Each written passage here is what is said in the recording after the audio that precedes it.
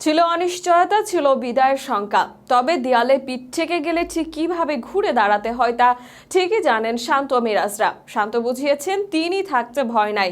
মিরাজ বার্তা দিয়েছেন দলের গুরু দায়িত্বে সাকিবের বিশ্বাস রাখতে পারেন তিনিও। আর তাসকিন শরীফুলরা যে অনেক আগে থেকেই দলের বোলিং প্রোপাগান্ডা।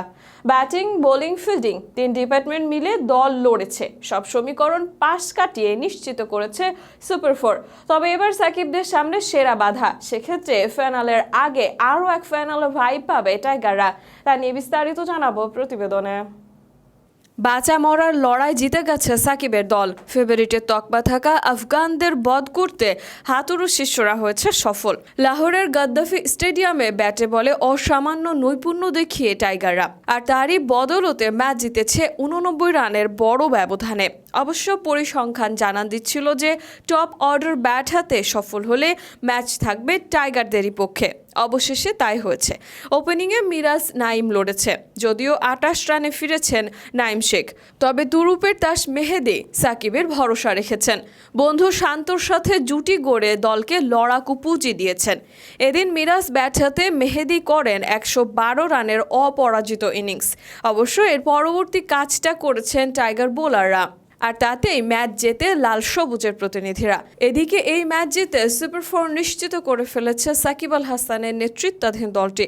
এশিয়া কাপের এ গ্রুপের অন্য এক ম্যাচ বাকি থাকলেও তাতে চোখ রাখতে হচ্ছে না বাংলাদেশকে। প্রথম ম্যাচে দুর্দান্ত বোলিং আর দ্বিতীয় ম্যাচের বড় জয়, এই দুয়ের কারণে নেট রান রেটের সুবিধা পাবে চন্দ্রিকা হাথুর সিংয়ের শিষ্যরা। আর তাই সমীকরণ যাই হোক, সুপার 4-এ বাংলাদেশের অংশগ্রহণ নিয়ে সংশয় থাকছে না। তবে এবার সুপার 4-এ প্রথম ম্যাচে বড় পরীক্ষা দিতে হবে বাংলাদেশকে, কেননা টাইগারদের এবারের প্রতিপক্ষ খোদ পাকিস্তান। মূলত রোহিত শর্মাদের পাকিস্তান না যাওয়ার সুযোগ করে দিতেই আগে নির্ধারিত ছিল গ্রুপ অবস্থান। র্যাঙ্কিং বা পয়েন্ট যাই হোক না কেন, বাংলাদেশ সুপার 4-এ যাবে B2 দল হিসেবে। আর শ্রীলঙ্কা বা বাংলাদেশ কোয়ালিফাই না করলে সেক্ষেত্রে যাবে আফগানিস্তান। যেহেতু বাংলাদেশ এরই মাঝে সুপার 4 নিশ্চিত করেছে, তাই B2 হিসেবে বাংলাদেশের সুপার 4 খেলা নিশ্চিত। অন্যদিকে A1 হিসেবে সুপার 4 নিশ্চিত করেছে স্বাগতিক পাকিস্তান। সেক্ষেত্রে সূচি অনুযায়ী সুপার 4-এ প্রথম ম্যাচে মুখোমুখি হচ্ছে A1 এবং B2। বুধবার 6 সেপ্টেম্বর গাদ্দাফি স্টেডিয়ামে হবে সেই ম্যাচ।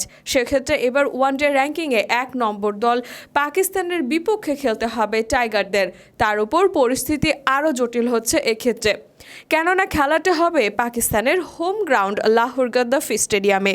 তার উপর পাক শিবিরের বিপক্ষে টাইগারদের ওডিআই ইতিহাসও ঠিক একটা পক্ষ দিচ্ছে না সাকিবদের, কেননা দলটির বিপক্ষে সর্বশেষ 19 ওডিআই বিশ্বকাপে নেমেছিল লাল সবুজের প্রতিনিধিরা, যেখানে হার নিয়েই মাঠ ছাড়তে হয়েছিল সাকিব মুর্শিদের। আর তাই এবার হাথুরুর দলকে পড়তে হতে পারে কঠিন পরীক্ষায়।